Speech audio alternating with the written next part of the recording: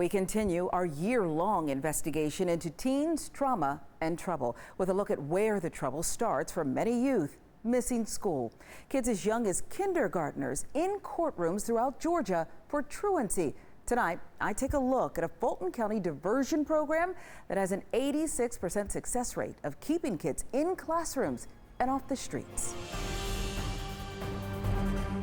We just started just doing all kinds of things, from skipping school to fighting to just doing a lot, As a high school freshman, Erica Muntz ditched school more than 120 times and was close to failing out. That's all high school is about, is like your friends, like who you hang with, basically. Like if you're not with that crowd, then you're like nothing. Did that help? Her mom couldn't scare her straight. I would scream, yell, holler, whatever I needed to do to try to get through to her, but I wasn't getting through to her. So a judge decided to. The next thing I know, I got a letter in the mail saying that we had to report to court. Erica was enrolled in the Truancy Intervention Project, also known as TIP. An attorney was assigned as her mentor and advocate, and she was required to complete a youth mentoring program. I had to start over completely, so I went to another high school, got some of my credits.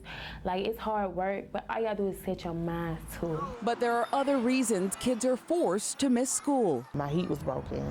We used to be freezing. For Shambrell Watts, the inability to keep the heat on in her apartment led to her moving her 4 girls to her grandmother's house and further away from their school.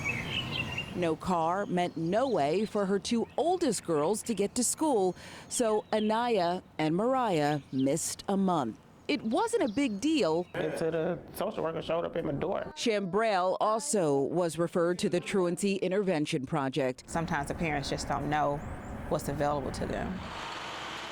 It's a drastic change from the zero-tolerance approach where truant kids were kicked out of schools and plunged into the court system. The idea of detaining children for things that, especially with the younger children, were way beyond their control made absolutely no sense. Attorney Terry Walsh founded TIP 25 years ago with then Fulton County Juvenile Court Judge Glenda Hatchett. The fact is, a lot of conduct that used to get you sent to the principal's office has now been criminalized, which is terrible. Advocates say poverty, lack of health care, trauma, they are driving forces behind truancy, more so now than ever before. We know in Georgia, some of the leading causes of student absences are asthma, oral health care, behavioral health.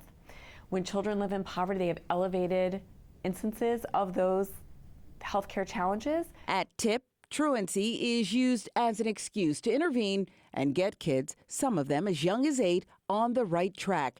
And the help they receive is all free. The kids interact with this volunteer, and the volunteers expose them to a world they've never seen before. Educators say missing just 2 days a month can lead to illiteracy, poor grades, even dropping out. Even the slightest engagement in class is almost a sure shot for you getting to graduation on time and graduating. Walsh says volunteers have saved $5.4 million in court-appointed lawyer fees alone. That figure is dwarfed by the real savings, and the real savings are in juvenile crime prevented and teen pregnancies prevented.